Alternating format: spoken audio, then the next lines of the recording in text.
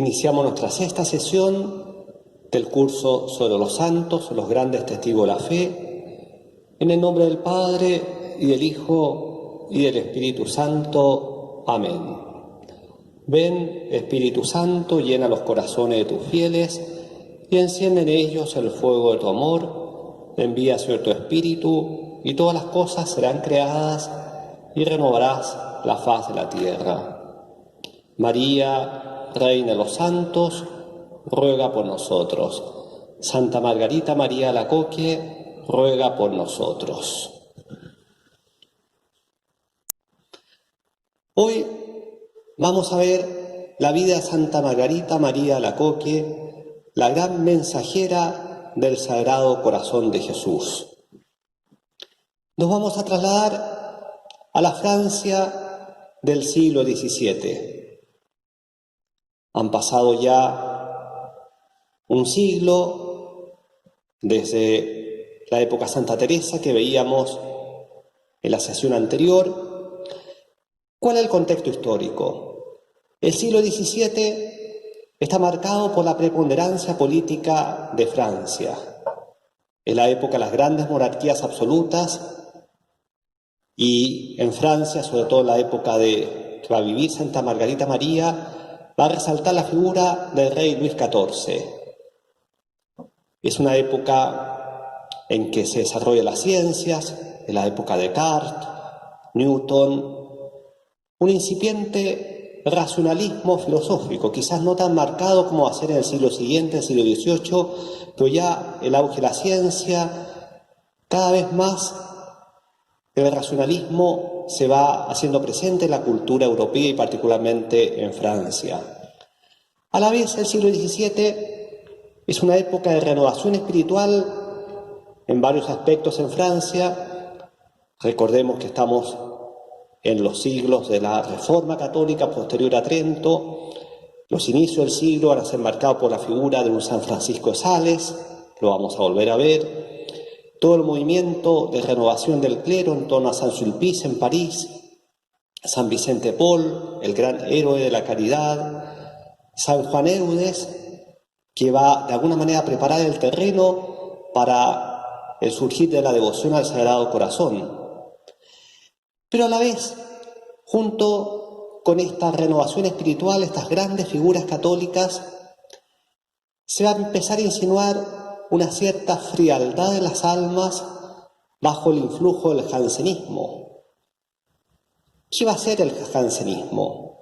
El jansenismo es una corriente espiritual, podríamos decir, al interior de la Iglesia Católica, que va a estar marcada por un pesimismo antropológico, es decir, una gran insistencia en el pecado, en el daño que ha causado el pecado en el ser humano. Por otra parte, una insistencia en la justicia de Dios, lo que hace que el hombre se sienta indigno de acercarse a Dios, y eso va a producir una frialdad en muchas almas.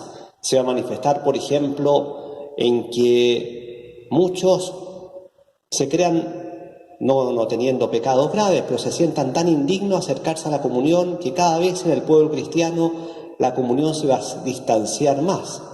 Bueno, el jansenismo va a tener una influencia fuerte ya en el siglo XVII y más todavía en el siglo siguiente, del siglo XVIII.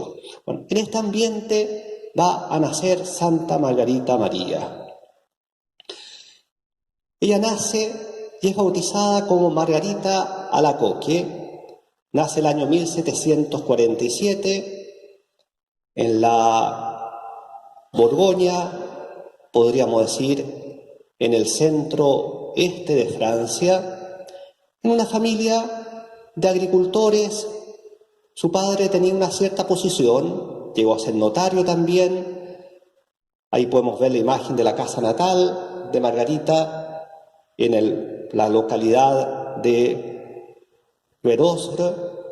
Bueno, en este ambiente iba a crecer, un ambiente sano, podríamos decir, y desde muy niña manifiesta una gran inclinación a la piedad. Ella va a contar después que ella experimentaba como ciertos movimientos interiores, ciertas municiones dentro de ella que le inclinaban a una gran piedad. Y es así que hacia los 4 o 5 años, siendo muy niña, sin ni siquiera darse cuenta mucho de lo que hacía, ella sintió la inspiración de entregarse totalmente a Dios y va a formular un voto de castidad. Ella dirá después: yo no sabía lo que era un voto, no sabía mucho lo que era la castidad, pero instintivamente como que el Señor le impulsó a formular ese voto de entregarse totalmente a Dios. A los 8 años va a marcar un cambio en la vida de esta niña. Muere su padre y con esto la familia, que tenía una cierta holgura, podríamos decir, va a empezar a sufrir algunas privaciones. A los 11 años va a caer gravemente enferma, tanto así que va a estar 4 años semi-postrada, enferma, y alguien le sugiere en su familia, cuando tiene 14 años, de pedirle a la Virgen la curación, y la Virgen la sana instantáneamente. Y ella dice que cuando le hizo la petición a la Virgen, le dijo: si tú me sanas, voy a ser totalmente tuya, seré hija tuya. Y la Virgen la sana milagrosamente. Como le decía recién, después de la muerte de su padre, su madre queda en una posición un poco más difícil materialmente y padece la influencia de algunos familiares, parece ser, que eran del padre, ¿no? La abuela, una tía de su papá, y que parece que someten a esta viuda con sus hijos más pequeños a grandes sufrimientos y humillaciones. Fue mucho lo que sufrió Margarita en esta época, también su madre, las tenían muy sometidas, incluso padecieron pobreza y hambre, siendo que no era una familia pobre, pero estaban tan sometidas a estos familiares. Fue una época marcada por muchos sufrimientos.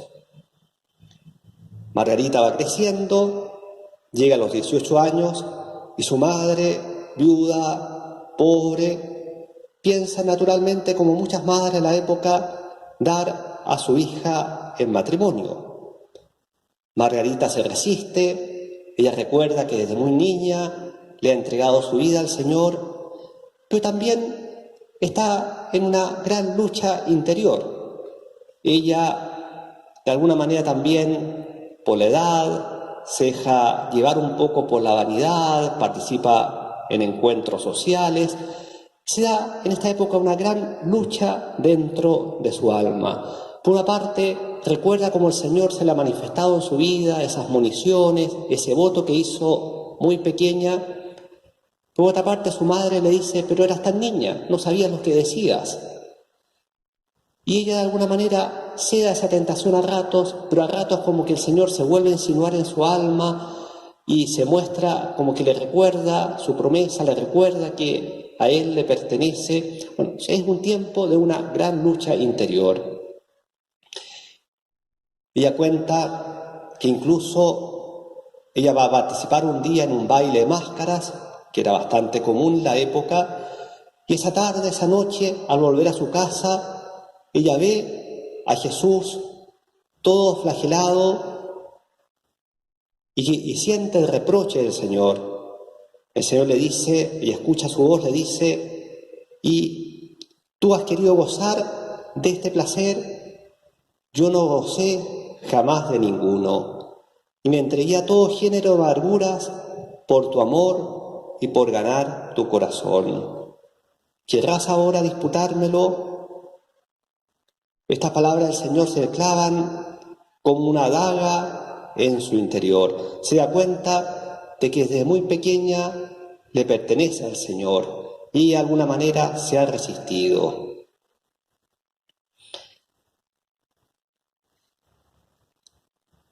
Bruscamente la situación familiar va a mejorar, porque uno de los hermanos mayores de Margarita, que había dejado muchos años antes el hogar, vuelve a hacerse cargo de la madre viuda, de sus hermanos menores, y este hermano se hace como el jefe de familia, bueno, y vuelven a tener una cierta holgura y sobre todo se liberan de la opresión de estos familiares que los tenían un poco sometidos.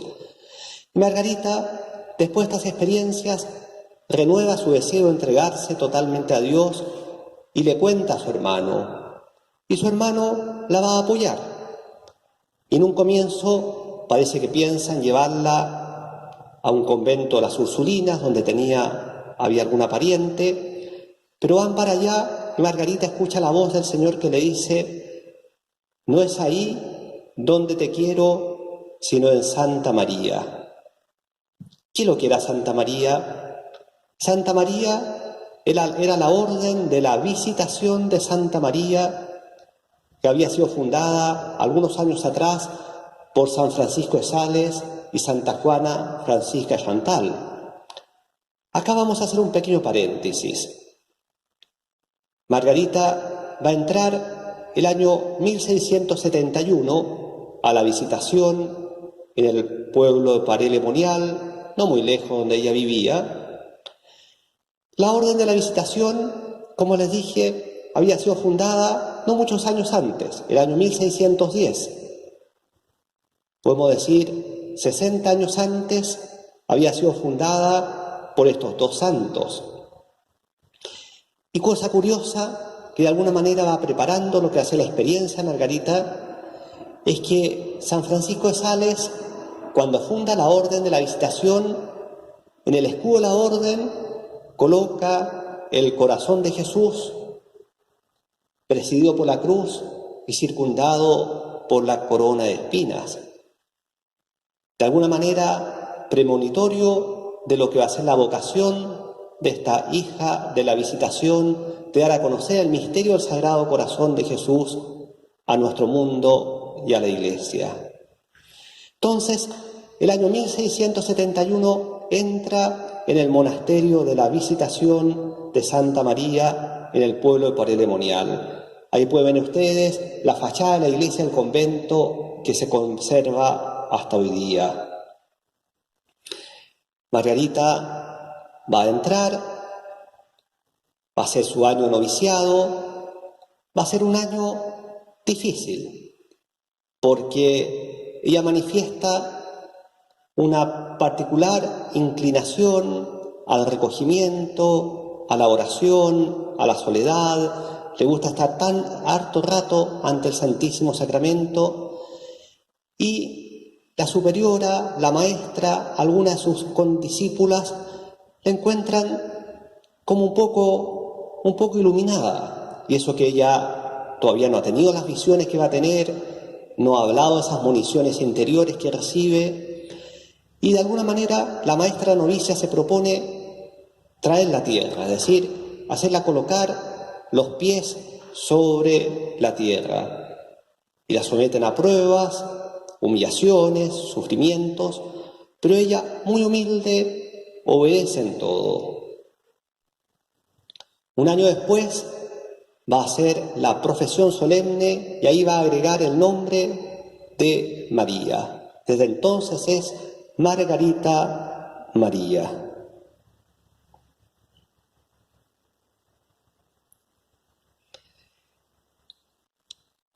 Un año después de su profesión van a empezar las grandes revelaciones del Sagrado Corazón de Jesús.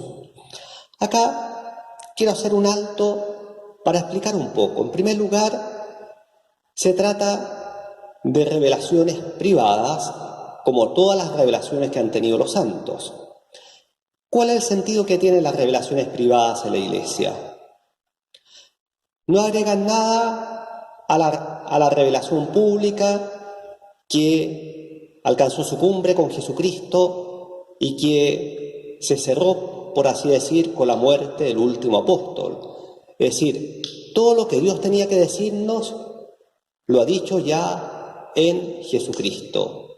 En este sentido, las revelaciones privadas que han tenido algunos santos, o por ejemplo también las apariciones de la Virgen, no agregan nada a esa pública revelación, pero sí son como un recordatorio. El Señor se vale muchas veces de la experiencia de estos santos para recordar al mundo no algo nuevo, sino algo que de alguna manera ya estaba en el Evangelio, pero que se hace urgente recordarlo hoy día. Bueno, ese es el sentido de lo que vamos a ver de la experiencia espiritual de Margarita María.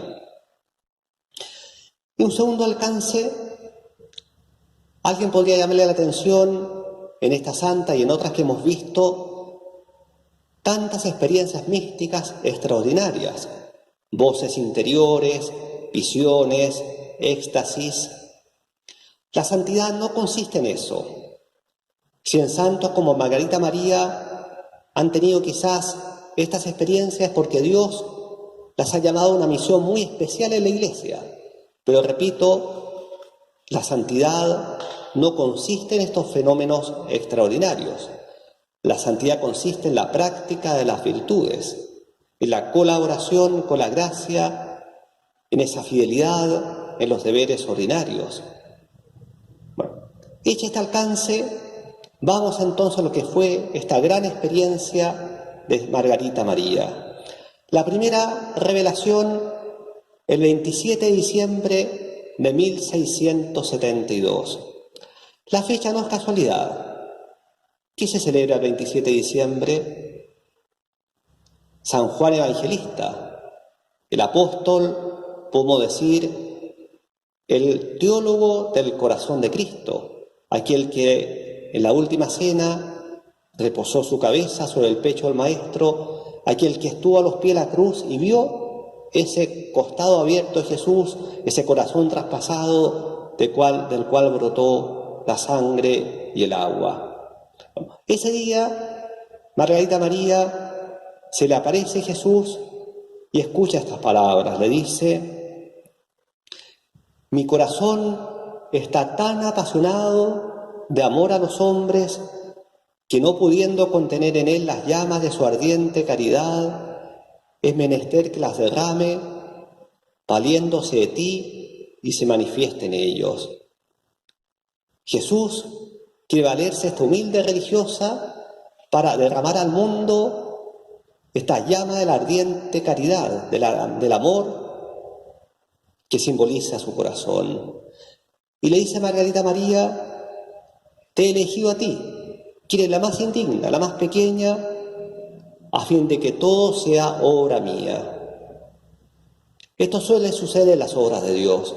Dios elige instrumentos pequeños a los ojos del mundo para que se manifieste que es Él el que actúa y se manifiesta. También en esta misma ocasión cuenta Margarita María que el Señor le va a tomar su corazón y lo va a fundir en el suyo. En la experiencia que hemos visto en otros santos. ¿Se acuerdan? Catalina de Siena, el intercambio de corazones, o Santa Teresa de Jesús, esa transverberación. Bueno, de alguna manera es lo mismo, es el Señor que simbólicamente quiere llenar de su amor el corazón de su discípula. Y le dice también: si hasta ahora has tomado el nombre de esclava mía, ahora te doy el de discípula muy amada de mi sagrado corazón. Esa llamada a la amistad, a la intimidad, discípula muy amada. Un tiempo después viene la segunda revelación.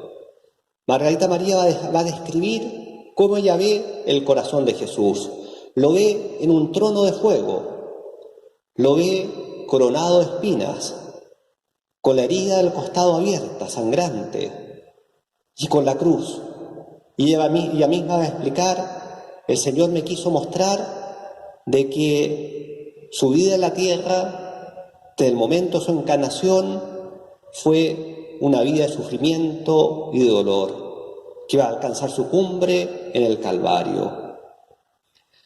Bueno, en esta segunda revelación, Jesús le asevera a Margarita, dice: el ardiente deseo que tenía de ser amado por los hombres y apartarlos del camino de la perdición. Ese deseo le había movido a manifestar su corazón a los hombres con todos los tesoros que encierra, a fin de que cuantos quieran rendirle y procurarle todo el amor y el honor y la gloria que puedan, Él los va a colmar de bendiciones. Dice que mostrar una vez más su corazón, mostrar su amor, es un último esfuerzo para atraer a los hombres, para favorecerlos, para apartarlos del imperio de Satanás, para ponerlos en la dulce libertad del imperio de su amor. Es decir, conquistar los corazones de los hombres, mostrándoles ese amor infinito, apasionado que Él nos ha tenido y nos tiene. Atraernos por amor arrancarnos del mal, por amor reinar en nosotros.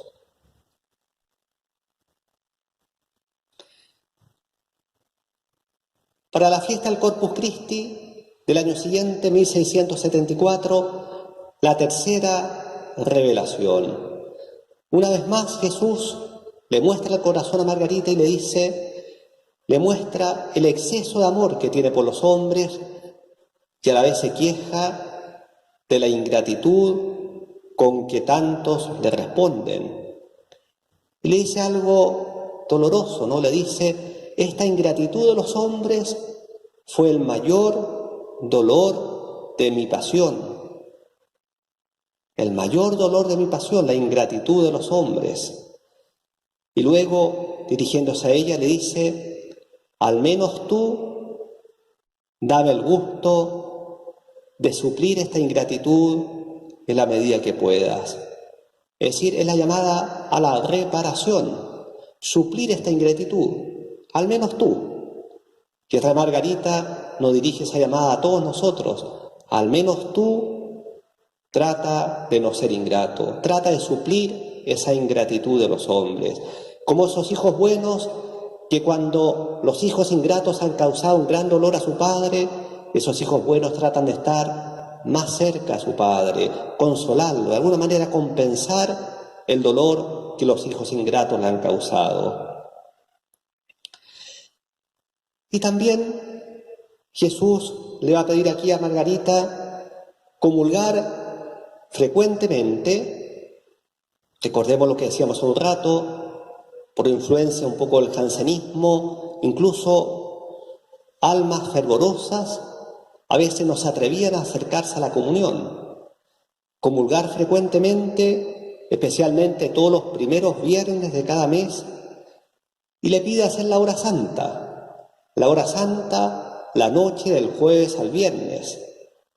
En recuerdo de esa hora de Getsemaní, le dice: la noche del jueves, de 11 a 12 de la noche, tú te vas a postrar boca abajo delante de mi presencia en el Santísimo Sacramento para acompañarme, consolarme, reparar las ingratitudes de los hombres.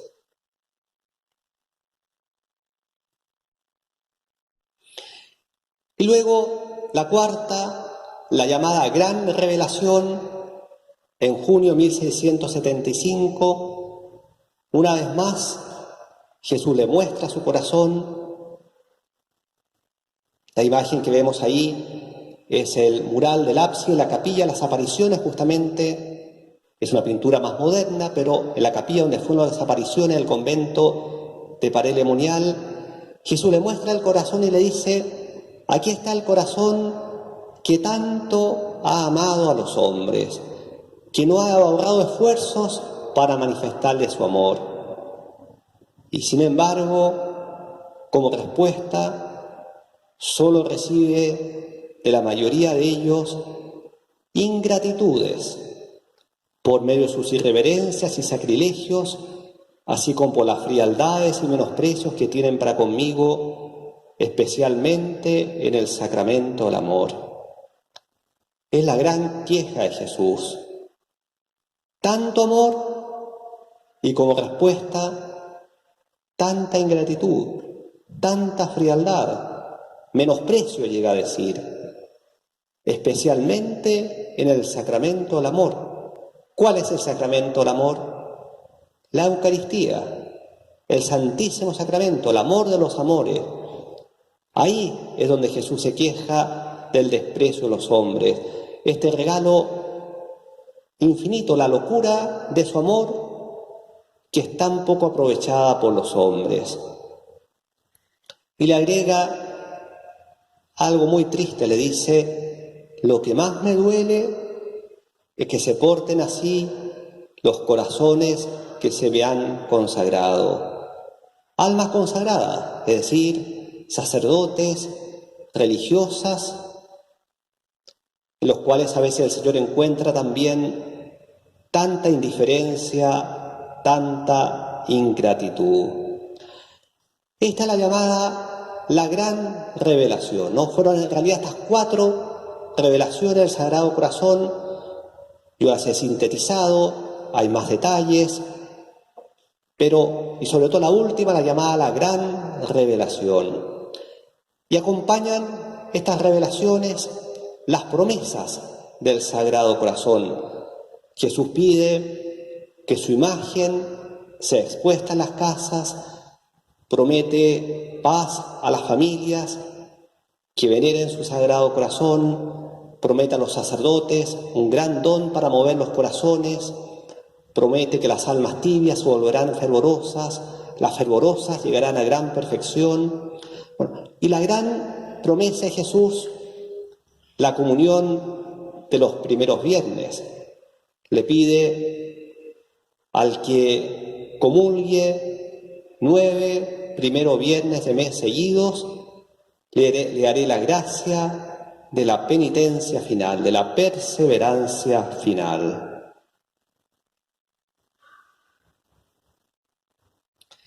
Bueno, podrán ustedes imaginar que esta joven religiosa, con este mensaje extraordinario,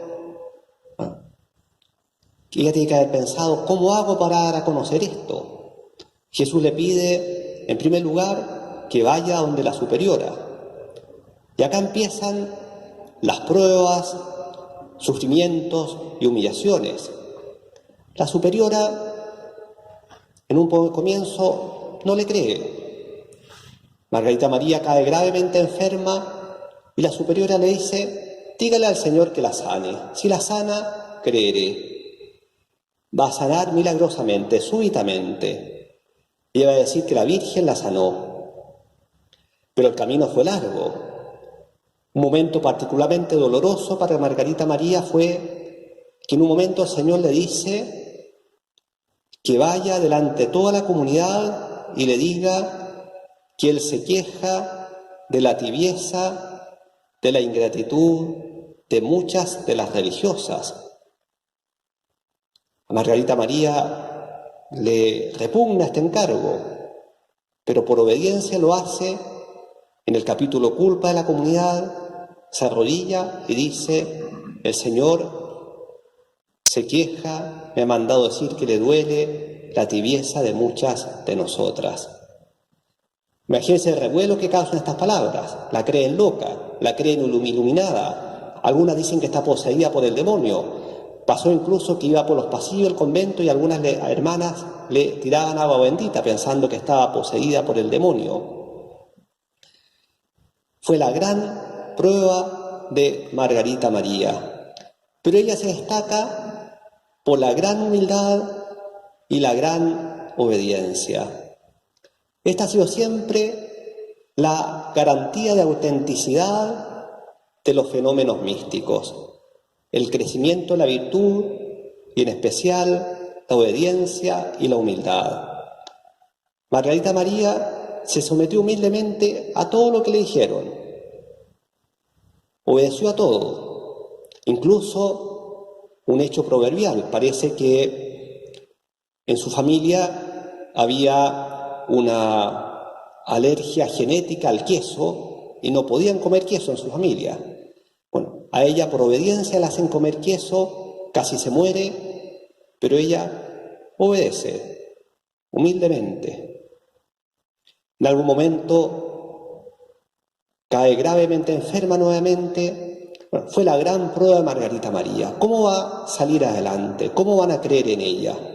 Bueno, como les dije, la superiora, después de esa curación milagrosa, empieza a abrirse Pero el momento decisivo va a ser el encuentro con otro gran santo, San Claudio de la Colombière, en un momento en que Margarita, muy angustiada, le dice a Jesús que no puede con este encargo. Jesús le dice: no te preocupes, te mandaré a mi fiel siervo y amigo perfecto. A principios del año 1675, después, es decir, antes de la última revelación, llega a Paray-le-Monial un joven sacerdote jesuita, Claudio de la Colombière, llega como director de la Casa de los Jesuitas en la ciudad de Paray-le-Monial y va a visitar el convento de la Visitación y escucha en confesión a cada una de las hermanas. Cuando llega el turno de Margarita María, ella escucha la voz de Jesús que le dice: «He ahí al que te envío». Ella le abre su alma totalmente, le cuenta todo.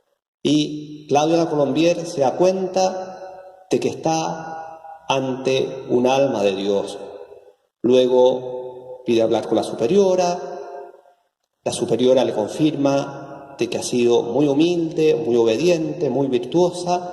Bueno, acá va a ser la gran ayuda que va a tener Margarita María en este sacerdote que la va a escuchar, la va a apoyar y que va a ser el gran instrumento para difundir al mundo exterior el mensaje que recibe esta religiosa de clausura. Claudio de Colombière va a estar poco en Paray-le-Monial, porque poco después sus superiores lo van a enviar a Inglaterra, donde lo va a pasar muy mal, en tiempo de persecución religiosa, va a estar incluso preso, va a volver después enfermo a Francia, lo van a enviar de vuelta para Paray-le-Monial y va a morir, incluso antes que Margarita María. Pero va a ser el gran instrumento porque él se convenció de la verdad del mensaje que recibe Margarita María y él, mediante sus escritos, su predicación, sus retiros, va a ser el gran impulsor de la devoción al Sagrado Corazón de Jesús.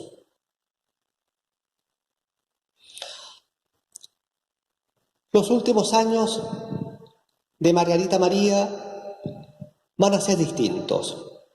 Después de todas esas pruebas iniciales, humillaciones que debió padecer, poco a poco el ambiente va cambiando. En fondo, la comunidad se deja vencer al ver la virtud de esta religiosa, además que el testimonio de Claudio de la Colombière va a ser muy importante, y poco a poco el ambiente se va a volver más favorable dentro del convento.